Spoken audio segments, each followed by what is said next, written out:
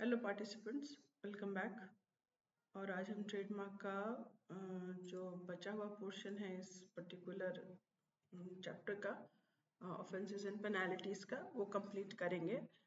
और इसमें 15 to 21 मेरा जो बाकी रहता है हम लोग खत्म कर लेते हैं and then we will be doing the miscellaneous which is the last chapter.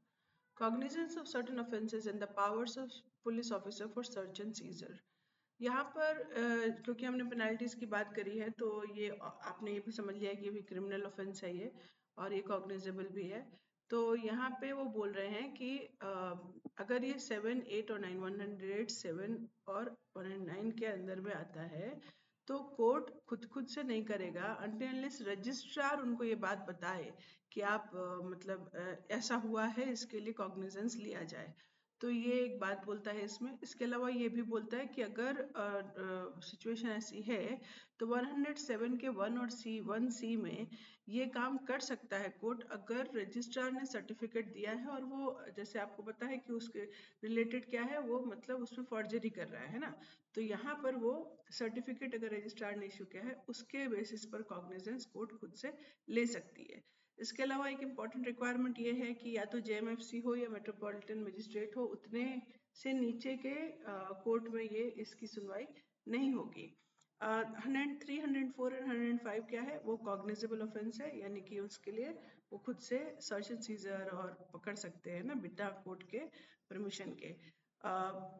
इसमें लेकिन डीएसपी रैंक का या उसके इक्विवेलेंट का ही ऑफिसर जो है सर्च सीजर कर सकता है without warranting the goods, die, block, machine plate या इस तरह के जितने भी इंस्ट्रूमेंट्स इन्वॉल्व हैं जो कि ऑफेंस कमिट करने में यूज होते हैं। ठीक है, तो ये अगेन उसको जेएमएफसी या फिर मेट्रोपॉलिटन मजिस्ट्रेट के सामने प्रोड्यूस किया जाएगा। यहाँ पर भी ये है कि police officer shall obtain the opinion of registrar, मतलब उनसे वो पूछ ले। जैसा मैंने बताया कि कोर्ट खुद से नहीं कर सकता, तो पुलिस ऑफिसर को भी रजिस्ट्रार से इसके फैक्ट्स जान लेने होंगे तो ही वो कुछ कर सकते हैं। इसके अलावा अगर मान लो आपका सर्च सीजर में वो हो गया है, कॉन्फिस्केट हो गया है, तो यहाँ पर अगर मैं इंटरेस्टेड पर्सन हूँ, जैसे कि मैं मालिक हूँ, मुझे पता नहीं था कि मेरा जो जिसको मैंने सर्विस के लिए रखा था वो इस तरह का फ्रॉड कर रहा है और मेरा सामान सीज कर लिया गया है, तो 15 डेज के अंडर में वो जो है अप्लाई कर सकता है जेएमएफसी के पास, और उनसे वो फिर से सुनवाई के लिए परमिशन लेके, और मजिस्ट्रेट जब चेक करेगा कि नहीं इनका सही में मतलब इस ऐसी गलती नहीं होनी चाहिए थी, नहीं किए हैं, तो वो डीम फिट वो डिसीजन ले सकते हैं। Evidence of origin of goods imported by sea, अगर मान लो जैसे इट्स नॉट अलाउड ना कि आप बाहर से सामान मंगा लेंगे उसी ट्रेडमार्क्स रिलेटेड का और यहाँ पर उसका अपना कह के बेचेंगे, तो ये रॉन्ग है। तो यहाँ पर उनको कस्टम्स एक्ट लगेगा कॉन्फिस्केट करने के लिए, उसके भी प्राइमा फेसी उसके भी लॉज लगेंगे और तब ये डिसीजन होगा कि उसको वो लेना चाहिए या नहीं। कॉस्ट ऑफ डिफेंस और प्रोसिक्यूशन, इट्स वेरी सिंपल। इसमें जो भी कोर्ट जिसको भी मानेगी कि इसकी गलती हुई है, उसको कोर्ट कह सकती है कि आप इस जितने भी प्रोसिक्यूशन के कॉस्ट है उसको आप बेयर करेंगे।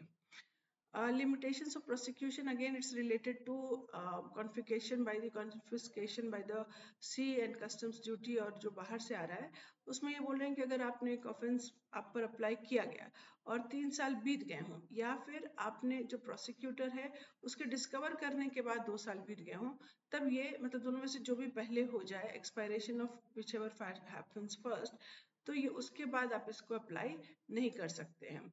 Information as to commission of offence जो है उसका जो इंफॉर्मेशन है वो कहता है an officer of the government whose duty is to take part in the enforcement of provisions of this chapter, उसको कंपेल नहीं कर सकता कोई भी कोर्ट ये करने के लिए कि आपको ये इंफॉर्मेशन कहाँ से मिली है। Punishment of abetment in India of acts done out of India, अगर मान लीजिए कि जो ऑफेंस इंडिया में पनिशेबल है, कोई व्यक्ति बाहर में ये ऑफेंस किया हो और वो इंडिया में पकड़ा जाता है, तो वो इंडिया में उस पर वैसे ही ट्रायल होगा जैसे कि इंडिया के कोर्ट में अगर वो इंडिया में इस तरह का ऑफेंस किया रहता। तो तो ये ऑल जितने भी हमारे जुरिस्डिक्शनल क्रिमिनल रिलेटेड मैटर्स के जितने भी जुरिस्डिक्शनल नॉर्म्स अप्लाई होते हैं यहाँ भी सेम अप्लाई होते हैं। अगर वो इंडिया में पकड़ा जाता है तो even though he has not committed that offence in India, but if he is being punished for the same offence if committed in India, तो यहाँ पर इनके ऊपर ये कार्रवाई हो सकती है। Instructions of central government as to permissible variations to be observed by criminal code, उसका कहना ये है कि कोर्ट जो है वो उसमें वेरिएशंस कितना, जैसे जैसे ओपीएम होता है उसमें कुछ लेवल तक जो है वो पर्सनल यूज के लिए है, तो उसको किस तरह से वो अलाउ कर रहे हैं या उसको किस तरह का ऑफेंस मानते हैं, ये सारी चीजें दी हुई हैं।